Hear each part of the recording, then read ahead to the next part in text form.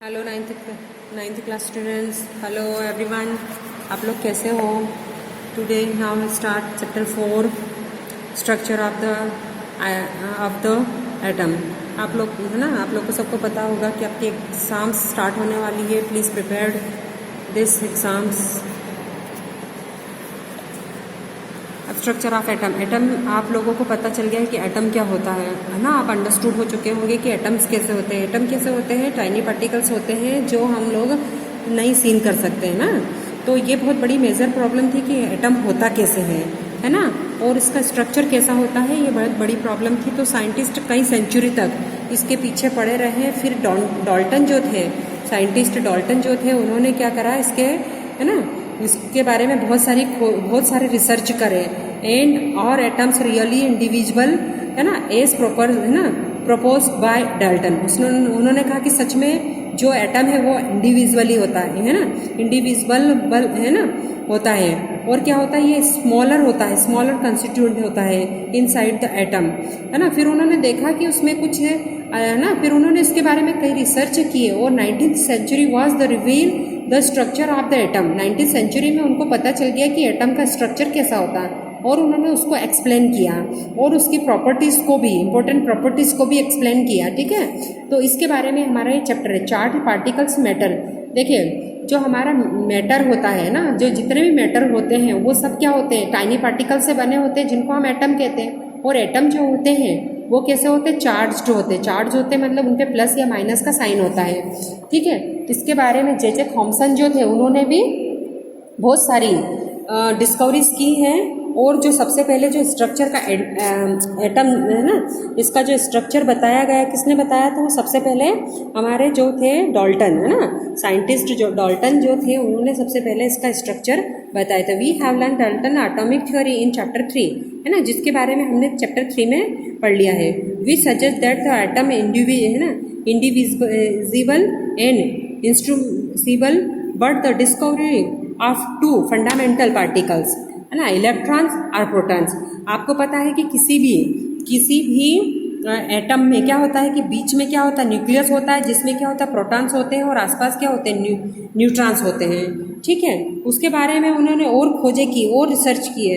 तो उन्होंने पाया कि जो इलेक्ट्रॉन्स होते हैं वो प्रोटॉन्स के आसपास अरेंज होते हैं, और वो सर्कुलर क्या करते रहते हैं, सर्कल लगाते रहते हैं उसके ऊपर। ठीक है, मतलब चक्कर लगाते रहते हैं। जो थॉमस थे ना, जो हमने हमारे थॉमसन थे, थॉमसन का जो model of an atom, Thomson's model of an atom, जो थॉमसन थे, उन्होंने क्या किया था? देखिए, थॉमसन है ना, जे थॉमसन 1856 टू 1914 तक इन्होंने है ना, इनका बर्थ हुआ, ये यहाँ पर इनकी डेथ हो गई थी। ब्रिटिश फिजिशियंस थे ये। और इनका है ना, ये क्या है, देखिए, मैनचेस्टर में इनका एजुकेशन हुआ था। 18 दिसंबर 1856 में इनकी बर्थ हुई थी। We was awarded to Nobel prize physics 1906 में, उसका उनको क्या हुआ था, नोबेल प्राइज मिला था। His work on the discovery of electron, उन्होंने क्या करा था, इलेक्ट्रॉन्स पे डिस्कवरी की थी। ठीक है, इस तरह से ये इनका क्या है, बायोग्राफी है, तो आप इसको पढ़ लेना। तो सबसे पहले उन्होंने क्या बताया, जो थॉमस थे, उन्होंने बताया कि ये क्या क्या होता है, जैसे पुडिंग रहता है या केक रहता है, उस पर हम क्या करते हैं, कुछ डिज़ाइंस बनाते हैं ना, कुछ क्या डालते हैं उनमें, नट्स डालते हैं ना, जैसे दिख रही है आपको, शो हो रही है नट्स। तो उस तरह से ये जो एटम होता है उसका डायग्राम होता है। ठीक है, कैसा होता है, स्फेरिकल होता है ना, स्फेरिकल होता है, और कोरेंट्स होता है, मतलब कि ड्राई फ्रूट्स जैसे जमे होते हैं पुडिंग पर है ना, क्रिसमस पुडिंग होता है उस पर, इस तरह से ये होता है। या फिर आप इसको ऐसे भी समझ देते हैं कि वाटर लेमन जो होता है उसमें बीज कैसे रखे होते हैं, इस तरह से ये जो हमारा एटम होता है उसमें है ना, इलेक्ट्रॉन्स जमे होते हैं। ठीक है, अब इसको क्या है, इस पे पॉजिटिव चार्जेस होते हैं जो स्फेयर में होते हैं ना, जो अंदर की ओर क्या होते हैं, पॉजिटिव चार्ज होते हैं, और उसके आसपास क्या होते हैं, नेगेटिव चार्जेस, इलेक्ट्रॉन्स चक्कर लगाते रहते हैं। ठीक है, तो इसके बारे में उन्होंने बताया कि ये क्या है, हमारा पॉजिटिव स्फेरिकल है, और इलेक्ट्रॉन्स इसमें क्या होते हैं, सर्कल करते रहते हैं। अब ये तो हुआ हमारा। अब देखिए, इसके बारे में उन्होंने प्रॉपर्टीज़ क्या बताई है। उन्होंने बताया कि थॉमस ने, an atom consist of positively charge sphere and the electrons है ना, negative and positive charge are equal, दोनों ही क्या होते हैं, इक्वल होते हैं। अब क्या हुआ कि उनका जो जे थॉमसन ने जो डिस्कवरी करी थी उन पे तो नोबेल प्राइज़ भी मिल गया था उनको, है ना, लेकिन फिर भी वो पूरी तरह से इसको एक्सपोज नहीं कर पाए, समझा नहीं पाए। तो फिर क्या हुआ, रदरफोर्ड जो आए, उन्होंने अपने बहुत सारे स्टूडेंट्स को बोला कि जाओ आप लोग इस पर रिसर्च करो, और उन्होंने उनको क्या दे दी, गोल्ड फॉइल दे दी, है ना, गोल्ड फॉइल दे दी, और उस पर रेस गिराने के लिए उनको बोला गया, है ना। तो क्या हुआ देखिए, Ernest Rutherford was trusted by knowing how electrons are arranged within the atom.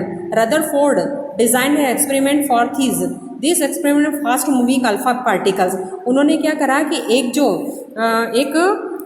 क्या बोलते हैं उसको, गोल्ड की फॉइल ली और उस पर क्या करा, एक अल्फा पार्टिकल्स की बौछार की गई, ऐसे ना, बौछार की गई माने कि जैसे हम क्या करते हैं, फव्वारा गिराते हैं ना किसी चीज़ पर, ऐसे ही बौछार की गई।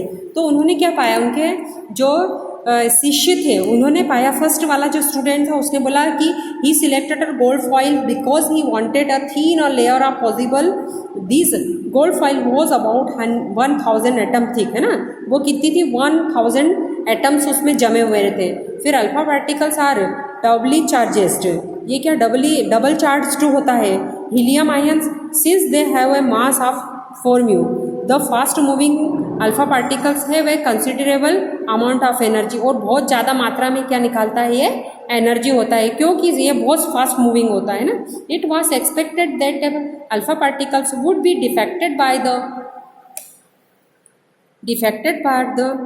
it was expected that alpha particles would be defected by the subatomic particles in the gold atom. वो क्या होता है कि गोल्ड एटम्स जो रहते हैं उन पर क्या गिरा है, अल्फा पार्टिकल्स गिरे हैं, है ना। तो क्या हुआ, कुछ अल्फा पार्टिकल्स तो सीधे है ना, सीधे गए और सीधे वापस उसकी जगह पर, जैसे देखिए मान लीजिए कि ये आपका क्या है, एक अल्फा है ना, एक ही एटम है। अब इस पर क्या करा इन्होंने, ये है गोल्ड की फॉइल है, और इस पर क्या करा, अल्फा पार्टिकल्स की बौछार की गई। तो कुछ जो हुए थे वो इस यहाँ आए और वापस उधर ही दिशा में निकल गए, कुछ जो है वह यहाँ आए और कुछ ऐसे टर्न हो गए, है ना, और कुछ जो थे वो, है ना, कुछ ऐसे निकल गए। इस तरह से उन्होंने क्या करा, कुछ ये एक्सपेरिमेंट हुए, है ना। फिर थर्ड है, it was expected that alpha particle would be defected by the subatomic particles in the gold atom since the alpha particles were much heavier than the protons, है ना। उन्होंने देखा कि, है ना, he had not expected to see large deflection, उन्होंने देखा कि कुछ पार्टिकल जो थे वो न्यूक्लियस पे आए और वापस हो गए, मतलब अल्फा पार्टिकल से भी हेवी है, इसका जो सेंटर है वो क्या है, अल्फा पार्टिकल से भी कैसा है, स्ट्रॉन्ग है, जिसने क्या करा, अल्फा पार्टिकल्स को वापस उसी दिशा में घूमने के लिए मजबूर कर दिया। ठीक है, तो इस तरह से उन्होंने कुछ पॉइंट्स दिए, है ना। ये देखिए, ये गोल्ड फॉइल है और ये जमी हुई है, ऐसे छोटे छोटे एटम्स जमे होते हैं। अब यहाँ से क्या हो रहा है, ये अल्फा पार्टिकल, ये जो अपना ना अल्फा रे गिरी हुई है इस पर, तो कुछ जो है इससे टकराए तो वापस हो गए उसी दिशा में, है ना।